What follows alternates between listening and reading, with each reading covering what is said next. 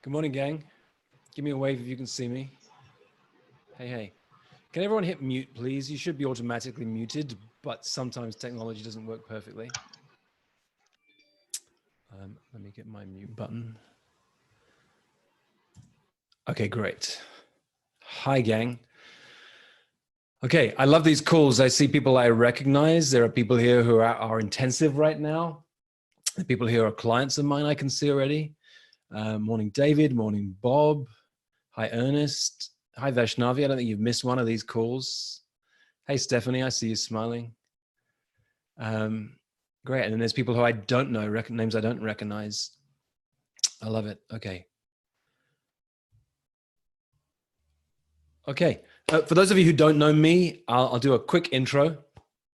I'm a dad to a 6-year-old and an 8-year-old. I'm homeschooling at the moment. If I'm not working, I'm homeschooling. Life is really full. We've just heard that in California, or LA at least, it's unlikely that kids will be back in school in the fall, in the autumn. So we're readjusting in all sorts of ways. I happen to be a coach too. I happen to have written a book called The Prosperous Coach that seems to have struck a chord in the coaching world. 7 years after publication, it still sells 1,000 copies a month. And it's an antidote to everything you're told when you first start coaching, that you have to be loud online and you have to build an email list and you have to learn how to do SEO and all these things. Those things are great if you love them.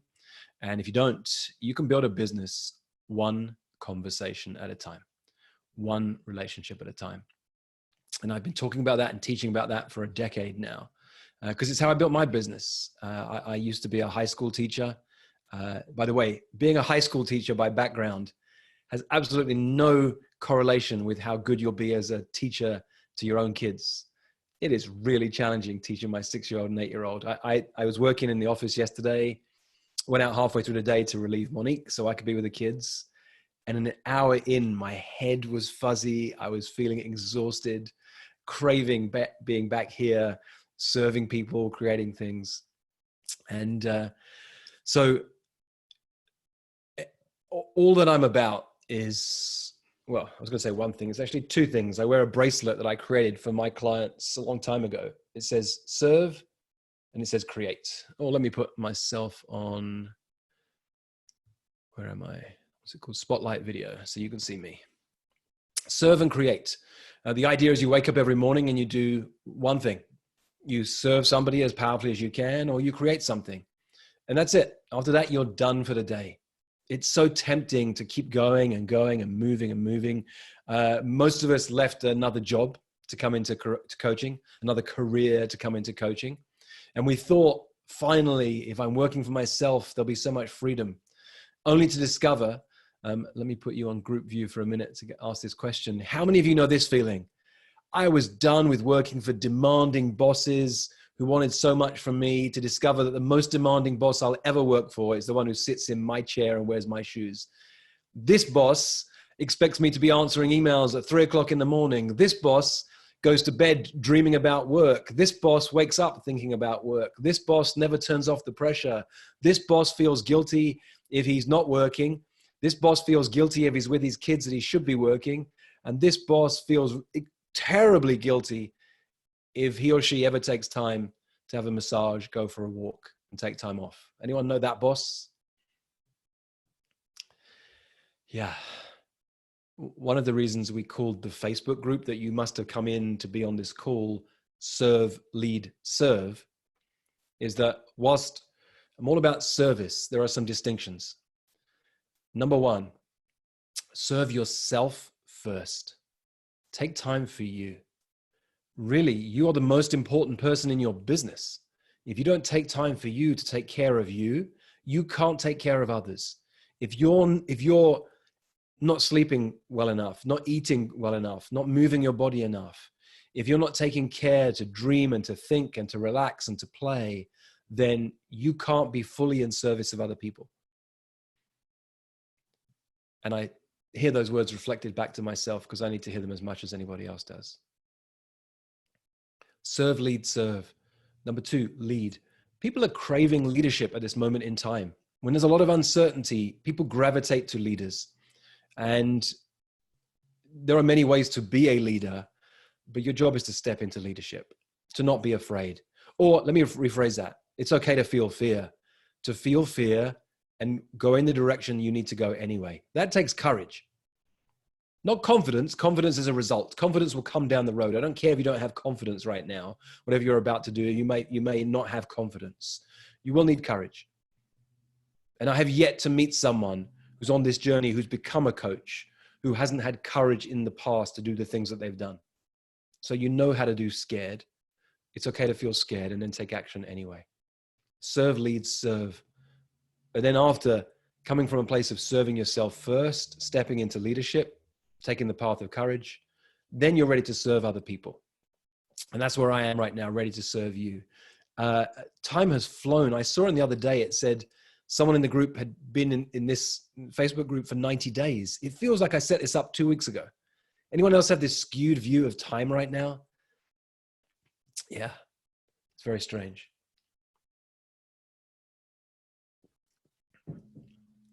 Thanks for the thought, Jamie. By the way, I love it when you interact with me in the chat right now. We've got 90 people on. I can't interact with each of you, but if you put comments in the chat, when you get an insight, if you have a question, something comes up for you. If you have a question, write the word question in caps first. So when I skim through it, I might be able to find it. Sometimes with 90 people, if a dozen of you ask questions, I can't answer every question. Courage is, it comes from the French word cœur, which means heart. So when you have courage, you follow the path that your heart wants you to take. That's sometimes a scary path. Thanks for saying that, Bob. Bob just said, what I don't want you to know about me is that I'm afraid every day. Most of us have fear at different times. We do an exercise with my kids every night, a ritual at dinner. We talk about what was the best bit of our day and what was the most challenging part of our day. I want my kids every day to reflect on what was one thing they did that was challenging. And then we ask this question: what was one small act of courage? What was one small act of courage you did today? I want the kids from a young age to be thinking every day, what was one small act of courage they took? Thanks, Bob. Diana says, I do not serve myself first and I feel it. Yeah, I coached a client last night, Diana, who's doing amazing things in the world. He's serving amazing clients. He's trying to make a difference to the coronavirus with one part of his business. He's making a difference and he's exhausted. He's running on fumes. Now, the thing about him is that compared to most people, when he's running on fumes, he's performing up at this level. Most people can't see it. But I know that feeling, so I can see that, and I call him on it. And I call all of you on that. If you want to really be of service, you have to take care of you first.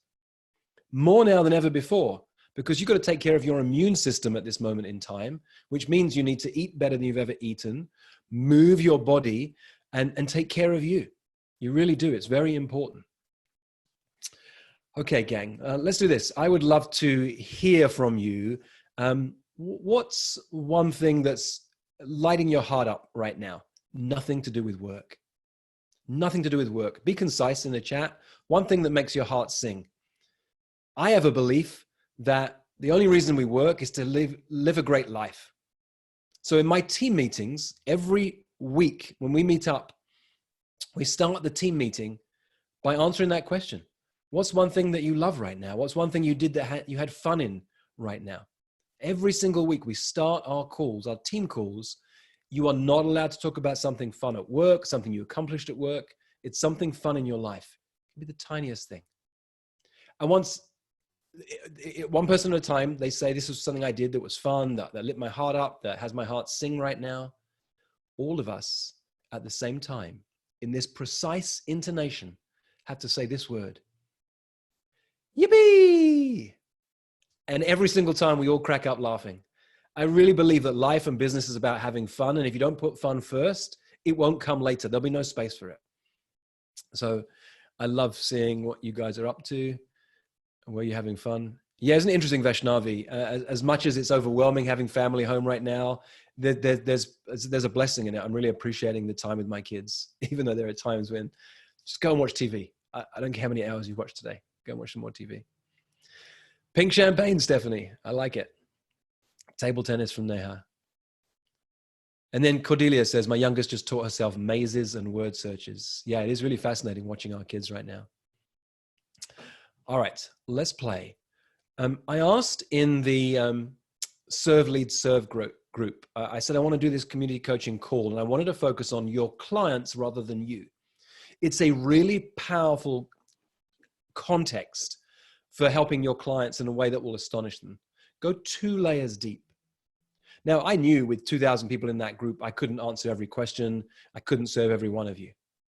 But my job as a coach, I have a belief that a great coach, the job of a great coach is not to answer their clients' questions.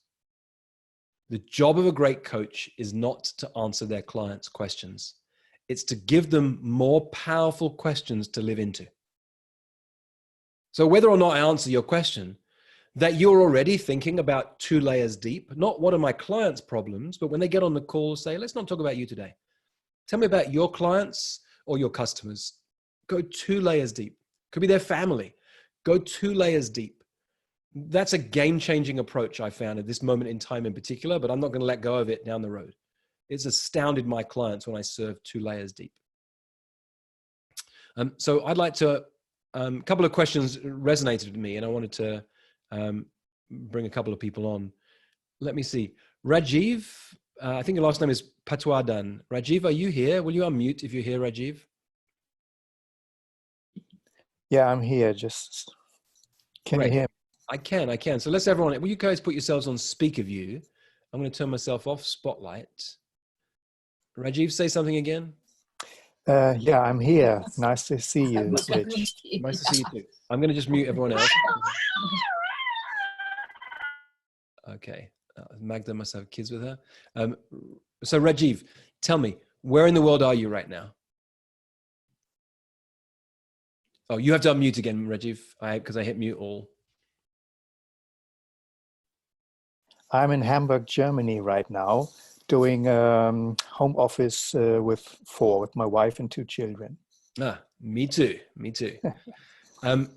Tell me, I'm curious, how do you even know I exist, Rajiv? I found you on EverCoach.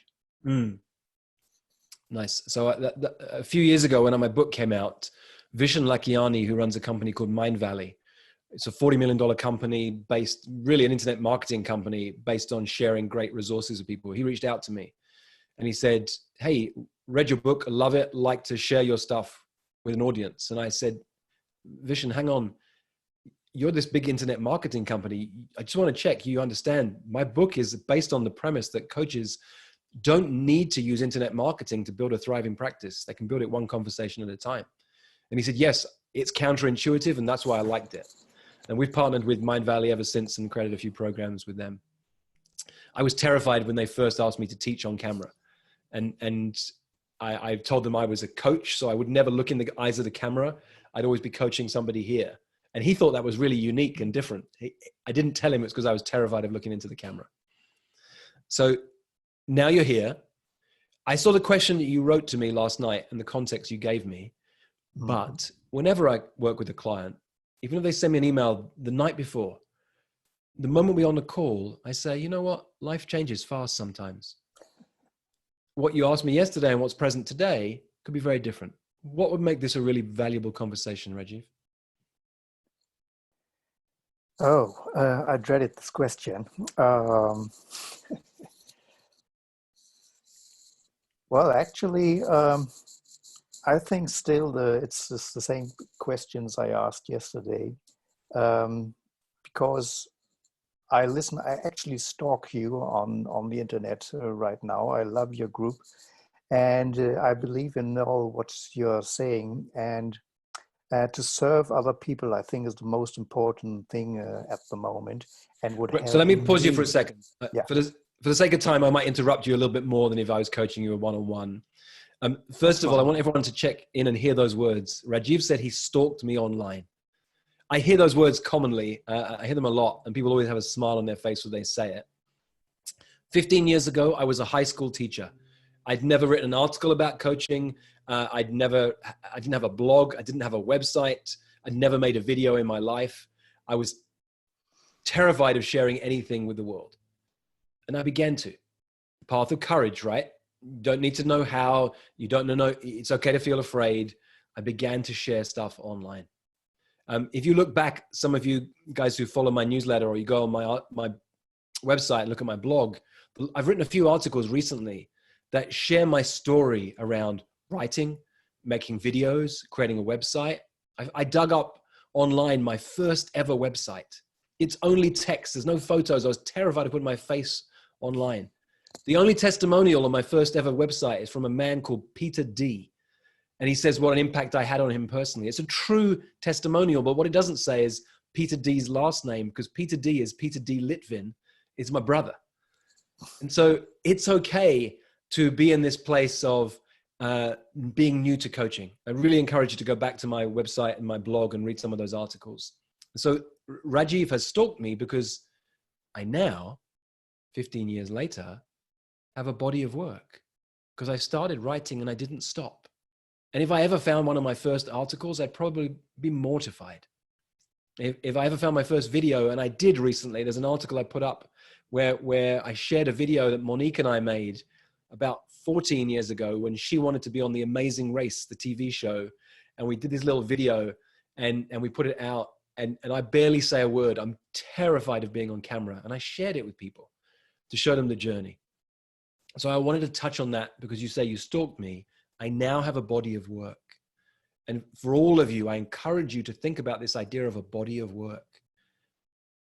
As they say, the best time in life to plant a tree was 20 years ago. The second best time in life to plant a tree is today.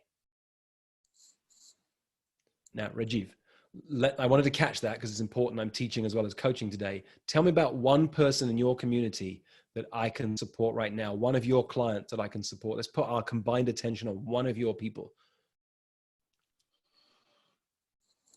Yes, let's call him Peter.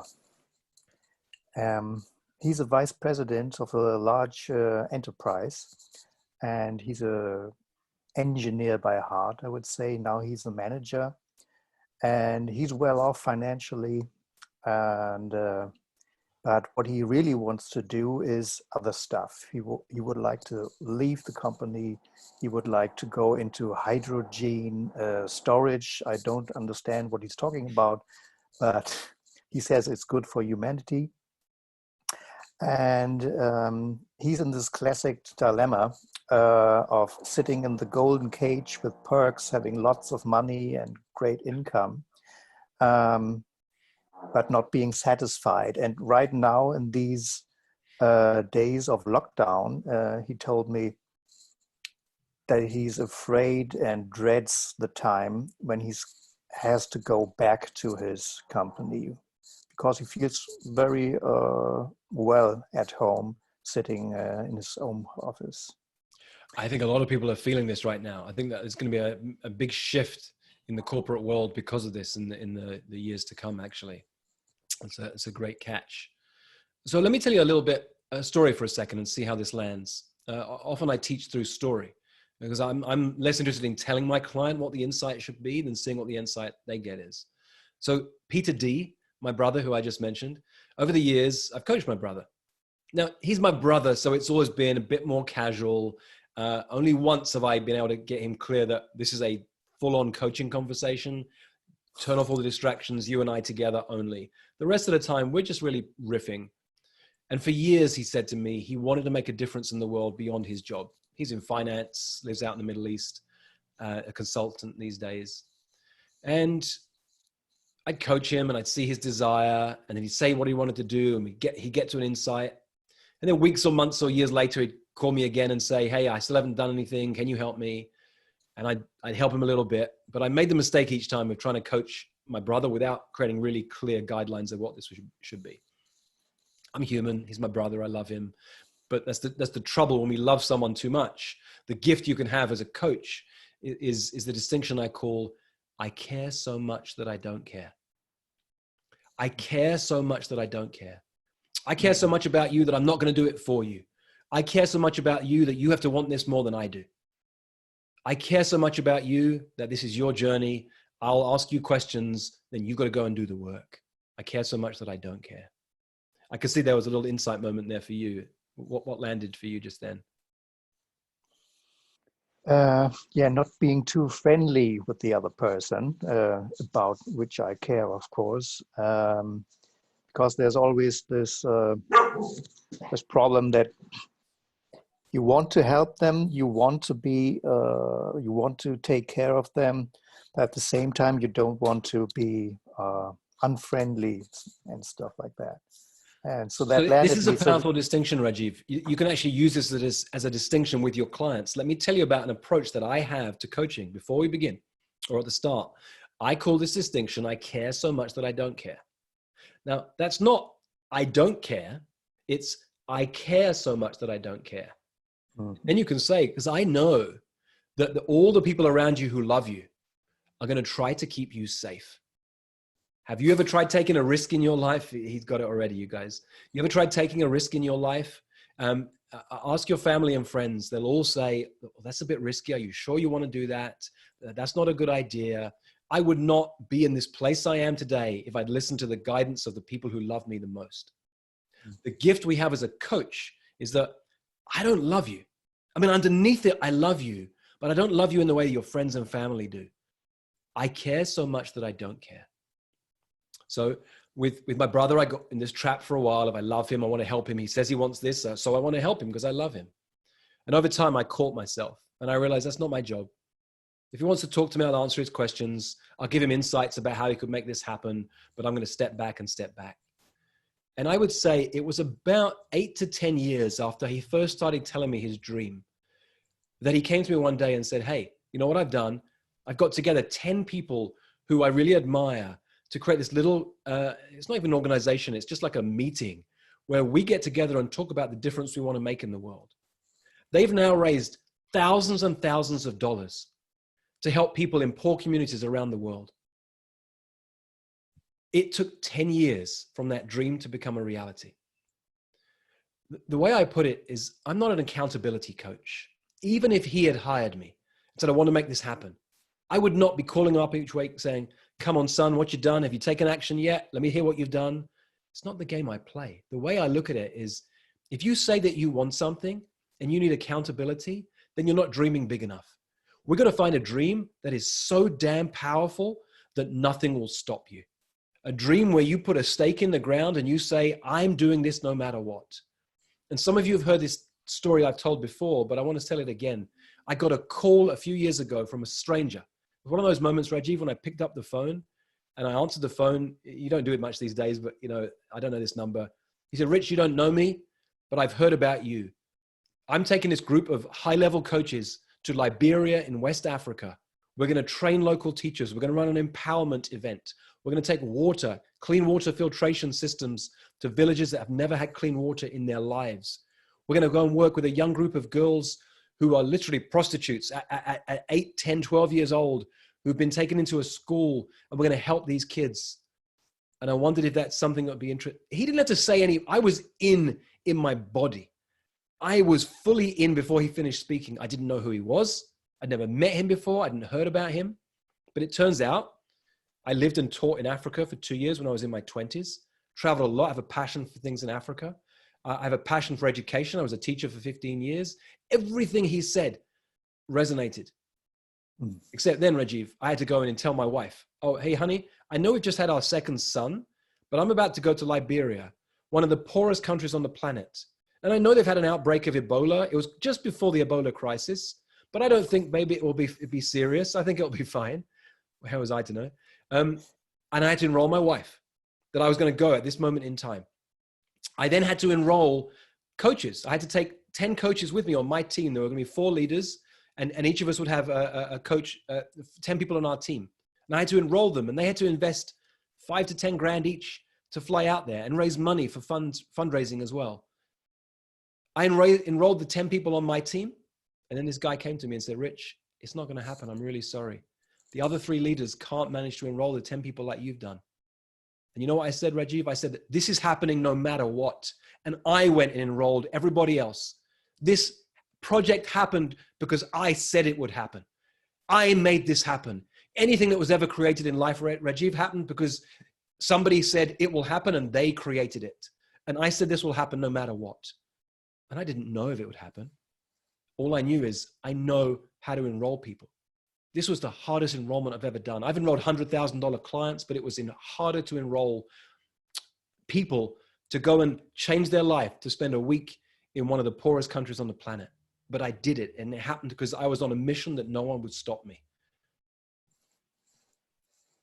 Yippee, Rich. Yeah, I had to feel that. I had to feel that Yeah. to sell that to you. Let me ask you a question. I'd love to see your insights if you guys are watching this and feeling this. Rajiv, have you ever had a mission that's so powerful that nothing will stop you? It doesn't have to be the level, the way I describe mine, but have you ever had something that was so powerful that nothing will stop you?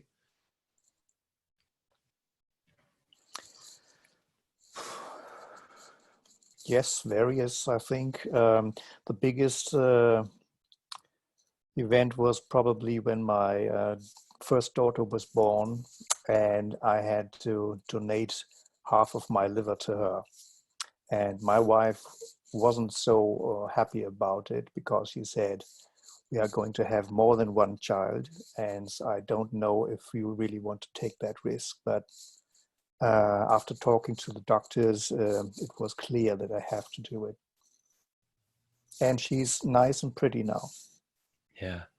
You can see me, nobody else can until I start talking. I have tears in my eyes because I have 2 little kids. And I know what it means to say, I will do whatever it takes for my children. You put your life on the line. You don't, when you go into an operation to have half your liver removed, you don't know whether you will come out on the other side and whether you'll survive or not. Rajiv, you can enroll clients from that story for the rest of your life. It's not that you did it to enroll clients, but it's a story that's part of your life. Yeah. And truly, that's a story that's so powerful. And each of you have a story like that. Everyone who's watching. I'm feeling a lot because that moves me. But each of us has a story like that. And I don't care what it is. You know, I proposed to my wife 10 days after I met her. I don't know why I did it. Something said to me, this is the right thing to do. And every one of my friends, apart from one friend and my parents, everybody thought I was crazy. Everyone said, told me not to do that. And I look back now and think, you know, why didn't I just start dating her? I could have known I wanted to marry her. I didn't have to tell her on day 1 or day 10. But I did. We've been married 13 years now, almost. We've all got a story like that inside of us. And if you're listening thinking, I don't, then tell Rajiv's story or tell mine. Say, I was listening to somebody tell this story the other day, and this is a man who gave half of his liver to make sure his daughter can live. That's a mission so damn powerful that nothing will stop you. His life was on the line and he wasn't worried. There was something more important. So go back and tell your clients about that story and tell them, I care so much that I don't care. I'm not going to lead you on this path. If you say this is important, I don't care if it takes you 1 year, if it takes you 6 years or 10 years, I will be here for you when you're ready.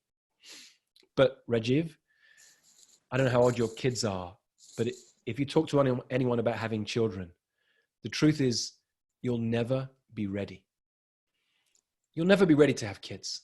Yep. Wait until you're ready, you'll never have children. And it's a bit like that with a big mission in life. You'll never be ready to go on that big mission and do that thing that you say you want to do. So you know that one, you're a dad. So I would say that to him, you know, even when you're ready, we'll talk. And that doesn't mean you have to take massive action today. If you have a massive dream, the only way to accomplish it, I believe, is to take tiny, tiny steps. But your job is to take a tiny step every single day in the direction of that dream. Otherwise, you're going to sit there dreaming about it and you'll still be dreaming about it in 10 years' time. Whew. Thank you, Rich. Thanks, man. Thanks for trusting me. Yeah. Thanks, Rajiv. I'll put myself back onto spotlight mode for a moment. Whew. I'm feeling a lot right now. That was intense. And I can see some of you in the chat are sharing some of your stories about having a mission so powerful that nothing will stop you. That's your job. If your clients say that there's something they really, really want, your job's to ask them, really? How much do you want it? And then also, What are you willing to sacrifice? What's the cost you're willing to pay? It was the day before I was about to fly to Liberia. I wrote handwritten letters to both of my kids because there was a little part of me that realized, I don't know what's going to happen. I'm going to one of the poorest countries on the planet. There'd been a little Ebola outbreak. We came back before the big Ebola outbreak, but only just. I got nervous, and I wrote these letters, handwritten letters to my kids.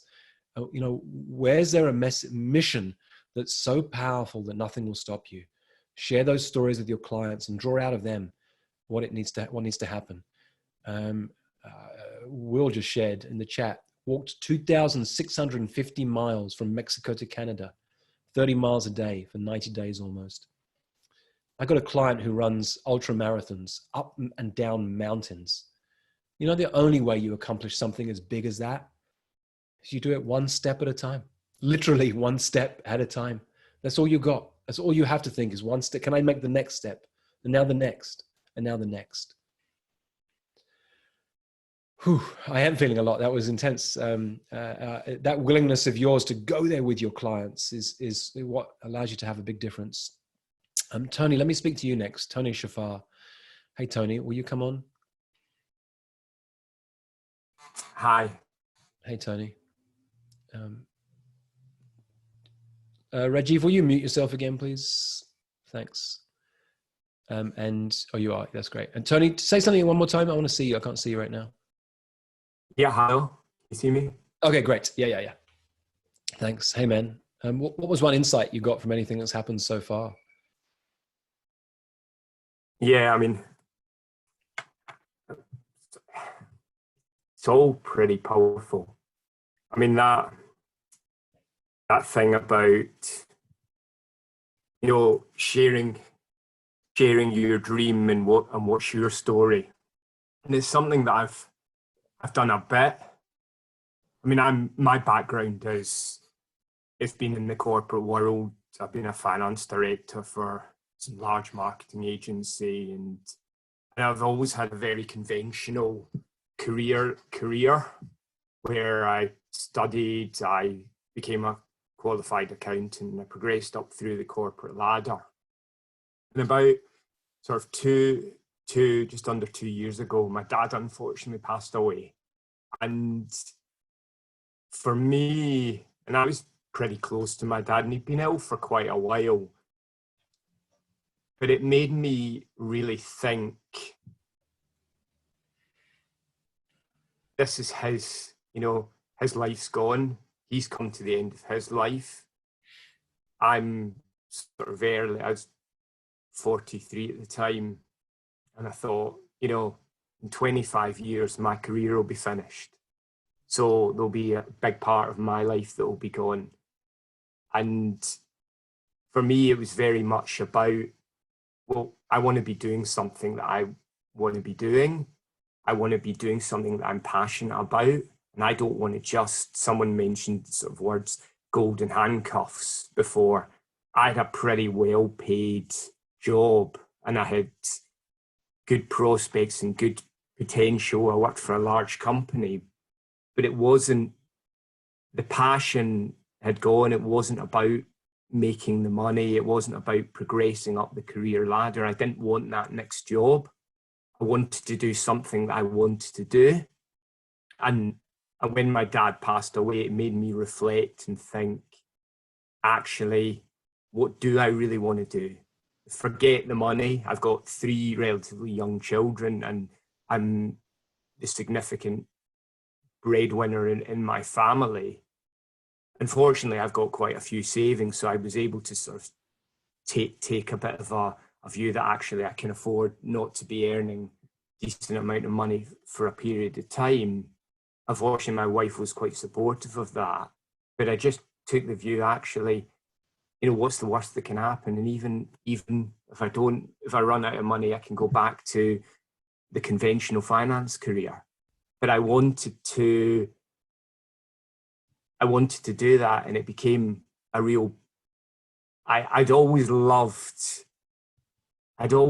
been hugely interested in the psychology of what makes people do the things they do, and how we have so much potential as human beings to achieve whatever we want to achieve. And that sort of thing had always really touched me and always really inspired me. And it came to the point where actually, well, I want to start living this. I want to start becoming part of this world and being able to work with other people to help them understand and untap their potential and have a life that's not just successful, but it's fulfilled. My 6-year-old just come in. I was thinking of your 3 kids just then. Let me just, he likes to listen to an audiobook when he wakes up before everybody else. You want to have my phone to listen to an audiobook? Okay. This is the reality we have right now, Tony. Yeah. And I'm sort of, about 10 minutes ago, I could hear one of my child constantly knocking on the door. And I've been saying to them repeatedly, if you knock, I can hear you. But if I don't answer, I'm on the phone. Yeah. It's a sweet moment. I don't want to hide it from people. It's a reality for all of us, and we can all relate to it now as well. So let me, for the sake of time, actually, I'm glad we have an interrupt. Actually, it's perfect timing. This thing that you've had about, you put attention for a long time on people's potential and what makes people do what they do. What have you done for yourself to live into your potential, to rise to your potential, Tony? Because you had a conventional career, but my sense is behind that you were doing other things, learning other things, studying other things. Tell me more.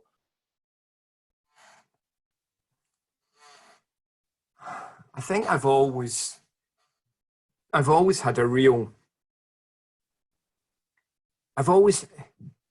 probably quite a while before I was married and with children, I probably spent more time on personal development.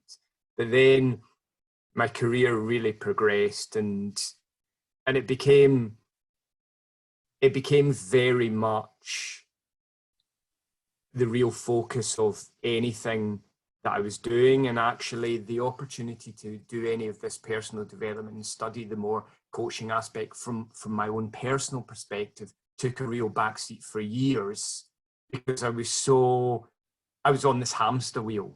Mm-hmm. I was on this hamster wheel of working in the corporate world, having a lot of, it wasn't so much imposter syndrome, because I felt that I was good and I was confident in what I was doing, but I did have a feeling of, when will I get found out? So I know that sort of feels slightly contradictory. I thought it was good, but I always sort of felt, well, because there was an element of me in finance, it's quite black and white. I thought, well, if I make this constant pressure of having to get it right every time, and that's very straining on you. And Tony, it's one of the things that people don't see about success, is that the more successful you become, the more pressure you have on yourself, because now I can less and less afford to get it wrong. And so people don't see, they see you becoming more and more successful. They think life becomes easier and easier. For those of us who are high performers, it can actually become more and more challenging, because now there's even more to risk if it goes wrong. Yeah, I can relate. Relate. There's more expectation on you. Let me ask you this. If you and I were to speak in 3 years' time, we got on a Zoom call like this, it's 2023, and you say, oh my God, Rich, it's been the most amazing 3 years of my life. Let me tell you what I'm up to. What would you be telling me? I want to be... So let me pause you immediately. Yes. This isn't a question where I'm asking you from 2020, look ahead 3 years and answer it. This is what I want to be. I'm taking you on a time travel moment. We just time traveled to 2023, and you're looking back and saying, I remember that call, Rich. We'd never spoken before. You asked me a couple of questions and I dreamed, but now this is my life. Let me tell you about my life today in 2023. This is a present moment question looking back. So there's no I want. Tell me about your life.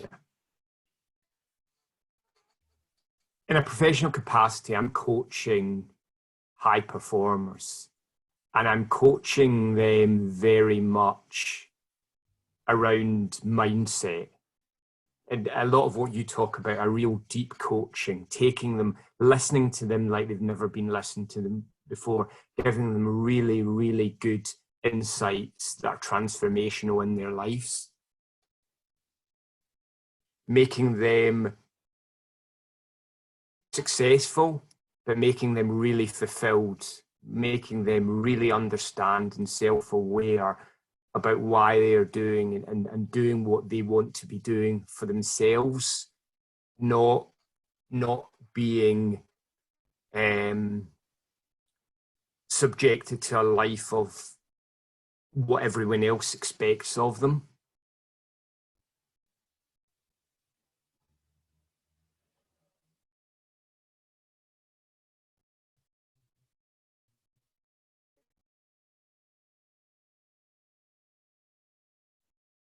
Yeah, I think there's a lot of. Tony, go into some details for me. Tell what's your life like? You wake up in the morning. Do you have clients back to back for 8 hours? Do you have 3 clients a week? How much money are you bringing in? How much time do you have with the family? I've got a lot of time with my family. I'm probably maybe working 15, 20 hours a week. I'm spending a lot of good quality time. My children are still all at school, so I'm picking them up, doing school, taking them to school. I'm spending more quality time with my wife. I'm enjoying life. I'm enjoying life. I'm not feeling the pressure of having to do things for the sake of other people. I'm feeling that I'm actually doing it because I want to. As a word that's immediately is really coming up, feel liberated. I really feel liberated, and I'm living the life I want to be living. Tony, how much money are you making? Probably making $500,000 a year, half sterling. How does that compare to your old job as a finance director? More, less, about the same? It's probably about maybe just over double. So maybe between double and 3 times. Yeah. Yeah. And as you're describing this to me, what are you feeling on the inside right now?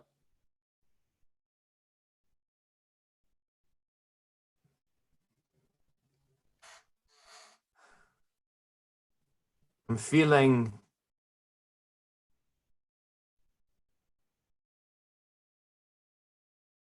in my stomach, and I'm not.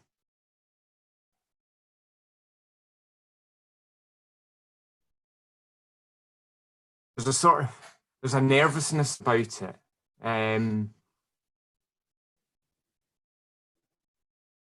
I'm thinking probably, because when you initially asked that question, my immediate response was that I probably thought, right, I should be feeling real happiness and excitement. But maybe that's because I'm just trying to think, maybe because the conversation that we're having, it feels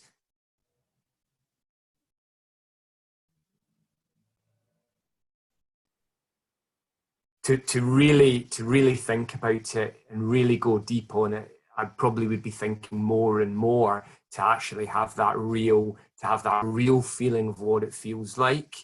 And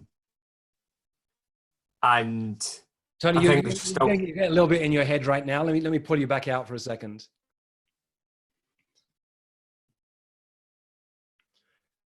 Would I be right in this, that you put all this out there, you felt a lot as you put it out there, and then it got a little bit scary? Maybe there's a fear about, well, now people have seen my dream, or now I've got to make it happen, or what if I don't? But it doesn't matter what it was. There's a little bit of tension or fear that you're feeling deep down in your tummy right now.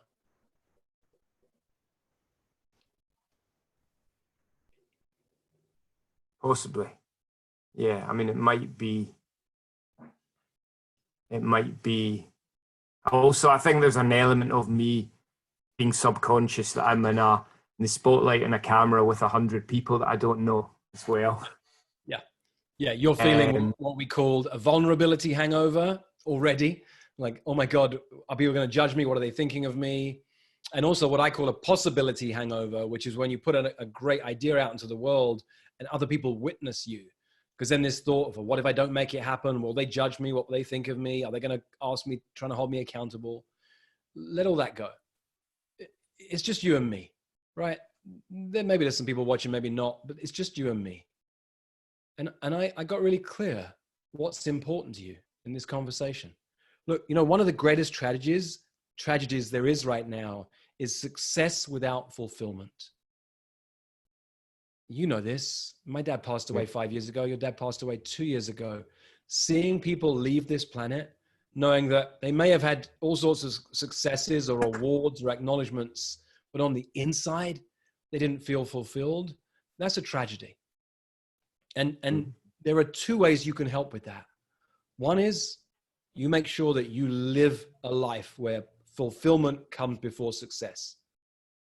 Now, you're a dad, you're going to make sure kids are taken care of, but fulfillment comes before success.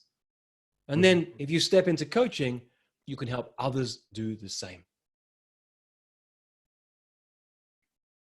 Yeah. Yeah. I mean, I think for me, it is, and I think ultimately, from my own personal perspective, I feel that fulfillment will ultimately lead to success. For me, it will. Whether or not it's financial success is a different question. But you got to get clear on what you're about. And if you follow that path for fulfillment, often there's some kind of financial success at the other end of it. Not always, but it's very different to having a fulfilled life without so much money to having an unfulfilled life and lots of money. And if you only have those two possibilities, you got to get clear about which one you're going to go to. Often there's financial recompense at the end of that path too. So Tony, I want to model something for people right now. There's a chapter in my book called Never Propose to a Woman 10 Days After You Met Her. I mean, it's what I did, but if you ask me, hey, I've just met someone, been with her for 10 days, I'm going to propose, I'd probably say, hey, do you want to think about it for a bit? Why not go on a few dates first? And every once in a while, you just know. And that energy is what you can bring to the people you're speaking to. Every once in a while, you have to look someone in the eyes and say, hey, we need to work together.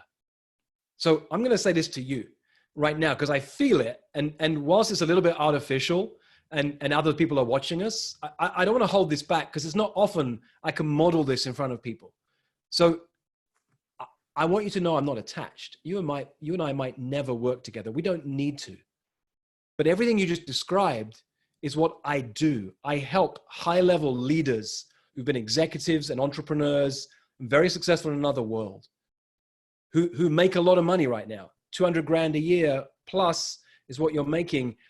Those people come into the world of coaching and they're surrounded by coaches who hope one day to make 50 grand or 100 grand a year. Now that's okay. There's nothing wrong with that number comparison. It's just that for you, you couldn't pay the mortgage and the kids' school fees or whatever it is if you weren't making what you used to make.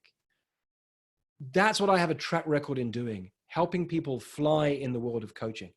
And so I'd love to invite you to a deeper conversation if that's interesting to you, because I know that if you and I spend time together, there's ways that you're going to fly and possibilities you can't even see right now. And I don't want to hold that back.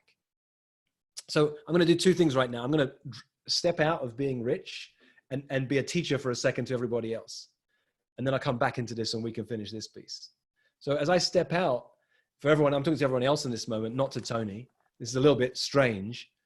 I've never done this in real time on a call with 100 people watching, but every once in a while, you just know.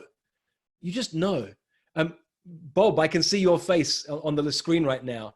And Bob and I had this conversation. Bob was an executive at IBM for 30 years. And we had this conversation and I just knew I wanted to work with this man. I didn't know how, I didn't know if it would happen, but I just knew. It turns out he just knew too. And we had a conversation. It was one of those moments where it's like, Okay, let's get married after 10 days. Sometimes that happens. Bob's now a client of mine. He's in a program called Project Kairos. And that's the conversation I'd invite you to have, Tony. You can go on my website and have a look at what Project Kairos is. But let me stay out here for a second before I go back to Tony. I'm telling you guys what just happened. Every once in a while, you cannot do it every time. And in fact, I've never done this before on a live call, because if you do it every time, it feels like you're this needy coach who's just trying to enroll everybody. But hearing Tony, hearing his passion, knowing he's a man with 3 kids, that he's been about helping people, seeing what makes people tick for most of his life, that knowing that people have potential and helping them to live into it and living into his own is important to him. Me too. I created a personal mission statement when I was 20 something years old after reading the 7 Habits of Highly Effective People. And it stayed with me for almost 30 years. 3 things: be the best you can be, make a difference, and enjoy life. That's it. That's my personal mission statement. And it sounds like Tony has something really similar. I'm just drawn to who he's being in this moment. So I couldn't help myself. All I could have done, I wouldn't normally do this. I might have reached out to him privately later, but I felt in that moment, I could actually serve everybody else by modeling what once in a while it's like to be in conversation with someone and know I can help. We should talk some more. And I'm not attached. I don't need Tony as a client, and he doesn't need me as a coach. But I wanted to tell him, if you want to talk more, I'm here for you. I can support you. Now, let me come back into this conversation with you, Tony. It's a little bit strange what we're doing right now. But I wanted to tell them what I was doing and check in. Like, where are you in this moment? Yeah, I mean, it's certainly be definitely interested. Absolutely. I mean, like, I think for me, I'm on this journey and I really want to develop a good career, as I said, in the coaching world. And it's about me finding the way to actually do that, finding the sort of clients and I think I'd mentioned on the Facebook post about how I've got a different, I'm not quite sure in terms of actually the type of clients that I really want to work with, and that I will really, that I want to work with, and having more clarity about what draws me to them, and would definitely be helpful for me. So Tony, let me pause you for a second, because I want to take the pressure off. It was a little bit artificial what I did. I did it very early into a 5-10 minute conversation we had. Normally I would spend a lot more time finding out about your dreams, what's holding you back, before I even invited you to have another conversation with me. Today, for the sake of time and for the sake, I just struck me I could model this for people.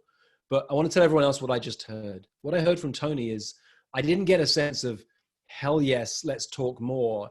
I got a sense of, Tony's seeing some possibilities. He's seeing some ideas. He knows what he wants. He knows where he might get stuck. So let me take you out of this artificial pressure that you might feel with this moment, everyone watching, Tony. You can have my help for absolutely no cost whatsoever. There's a book called The Prosperous Coach. There's a reason people read that book again and again and again. It's not a reading book. It's an action book. It's a book to work your way through. You don't need me to ever coach you. You can create a whole business from reading that book and putting it into action. I watch my YouTube videos where I've taught tons of stuff over the years. You don't need to spend a penny. Model that, put that into practice. Read every article I've ever written. Some of the most powerful stuff I'm writing has come out in the last few weeks. Everything you need to know you can get from me without spending a penny. You don't need to say yes to anything else right now. I really want you to know that you've got this. If this is the right path for you, you'll find your way. And if at some point you'd like to talk more, my invitation is this, that you and I can jump on a call for an hour and have a chat.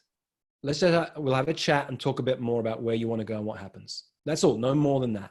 If that's of interest, just drop a note to Laura or hello@richlitvin.com. Drop Laura a note, say we had a chat on this particular call and you're interested. And if you're not, you don't answer now because I don't want you to feel any pressure. There's no obligation. If you guys notice, I'm taking all the pressure off Tony. I don't want him to feel anything that I need to say yes to this. I might not be the right person for Tony. We've only just met. It felt in that moment, that was one of those moments. But every once in a while, someone's going to propose to somebody and she's going to say no, or he's going to say no. Take all the pressure off. Even when you want to have that conversation, I can help you. We can dive deeper. And if it's not for you, or if now's not the right time, even when you're ready, reach out. Okay?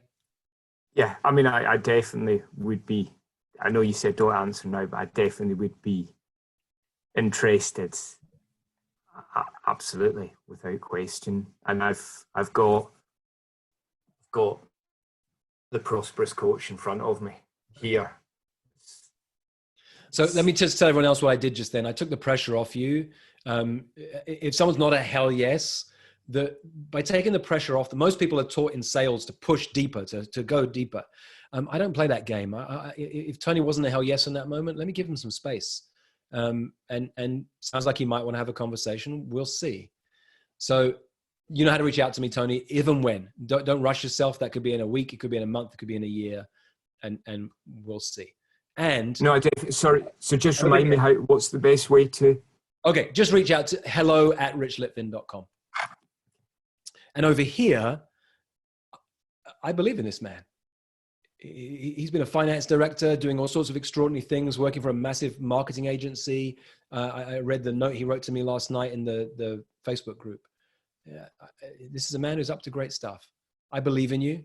And even when you're ready to talk, I know the power of me alongside you and this vision will be incredible. But that doesn't mean you need to ever be a client of mine. Tony, thanks for trusting me in this conversation. I pushed a little bit deeper and faster than I would normally go, partly in order to serve everybody else, but also because there was a truth in what I was saying. So thanks for trusting me, man. Thank you very much. And thanks for going deep. Very appreciated.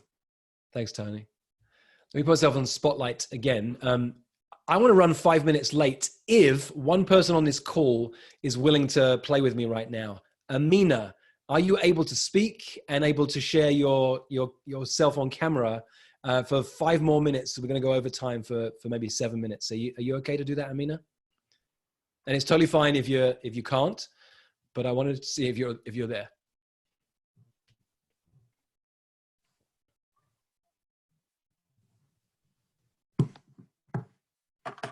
Amina, are you there?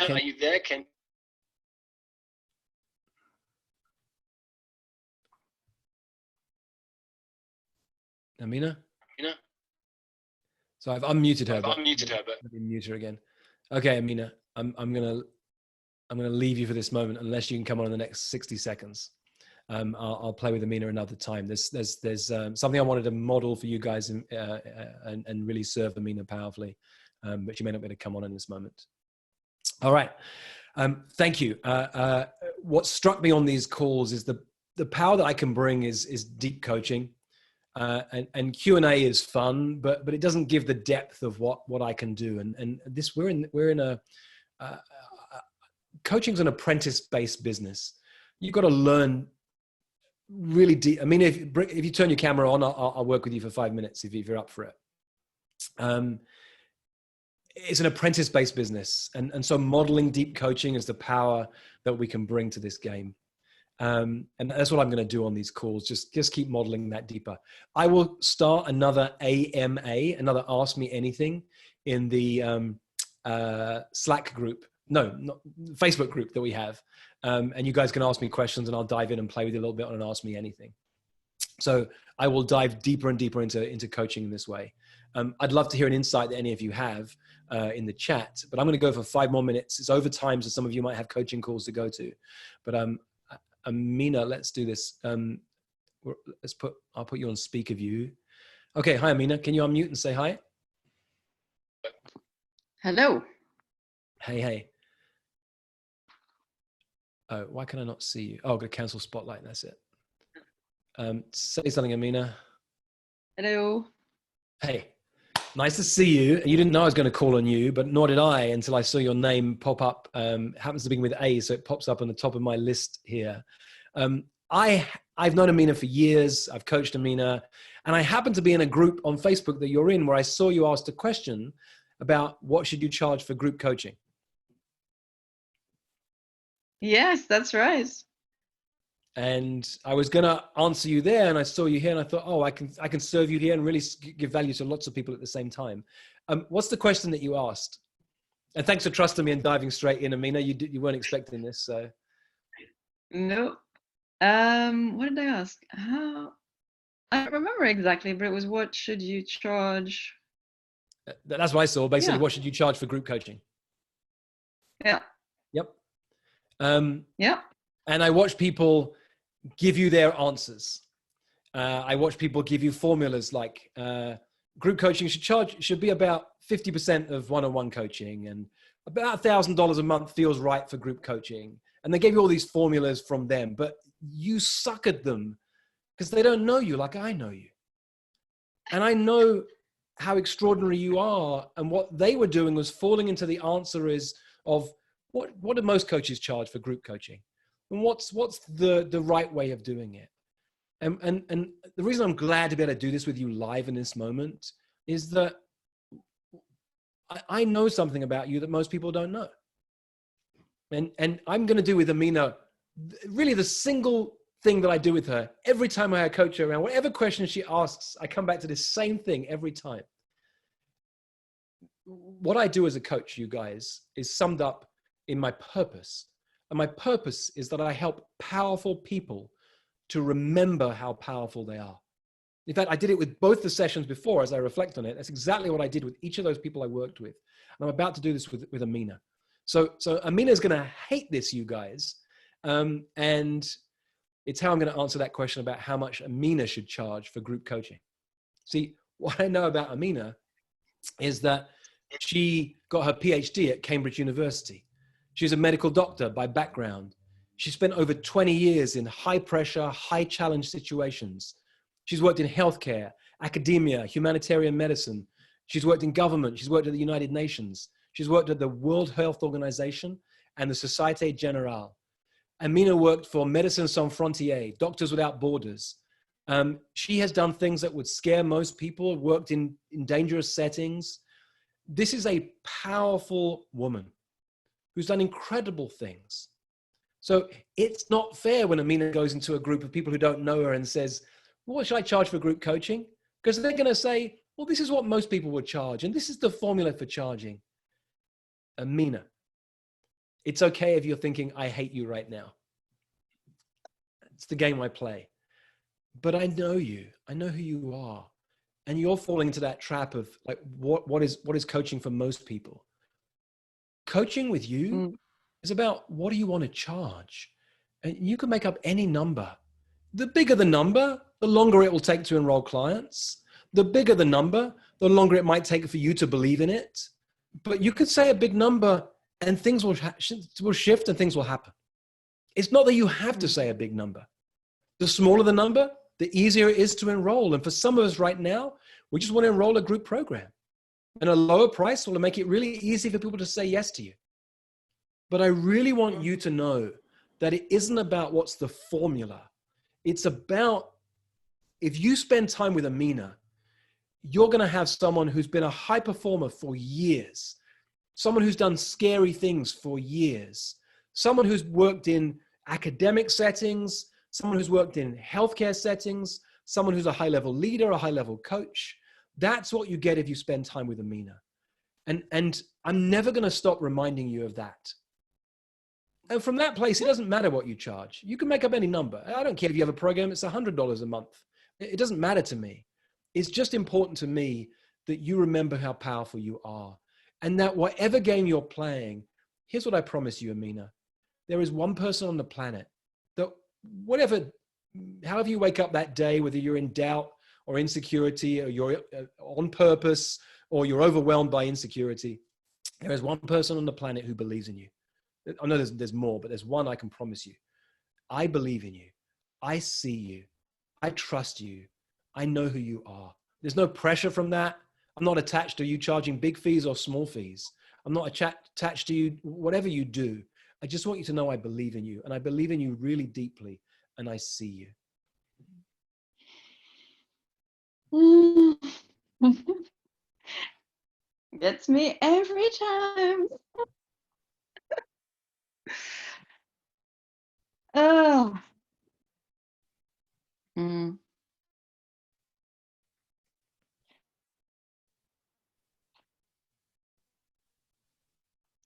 Yeah. Amina's got no words, so I won't put you on pressure to say anything. I know you've got tears in your eyes, and it's important. You know, I filter when I filter for clients, I filter for peers. I'm not interested in people who look up to me. I mean, it's okay, I get it online. People admire what I've created or whatever, but when we're in conversation, I'm looking into their eyes as a peer. You're a peer of mine. You're someone who's done extraordinary things, many things that I would be scared to do. And I talk to you as a peer. I love who you are. I love what you're creating. I'm not attached. Make up a number for whatever you want to charge for your group program. But just remember, they're not paying for the group program. They're paying to be in your presence for who you be, for what you model. You'll teach some stuff on top of that, but they're paying for who you be. And I really admire who you be. Thank you. Thanks, Amina. I'm going to put myself on spotlight for 20 seconds and let Amina go off the camera. It's really powerful when you can show someone how much you believe in them. And when I saw her post in the other Facebook group, I wanted to write back, and I was really excited when I saw Amina was on here today, because I thought, oh, this is going to be so powerful if I can say this to her. Wow, it's been a powerful call in all sorts of ways today for me. So I know there's been an impact in different ways for you.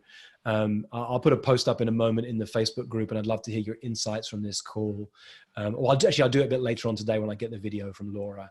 I thank you for being here with me, you guys. Thanks for being on this journey. Those of you who are in my community and those of you who are in our Facebook group, more to come. Let me unmute everybody. I'll give you about 10, 15 seconds to all send each other some love and say goodbyes. Put yourself on the group view. Bye, gang. Muted. Bye, everybody. Thank you. Very nice day. Thanks, Rich. Amazing. Oh, say bye. Bye. Bye. Everybody, I put us back on mute. I love the kids' voices in the background. Bye, everyone. Take care.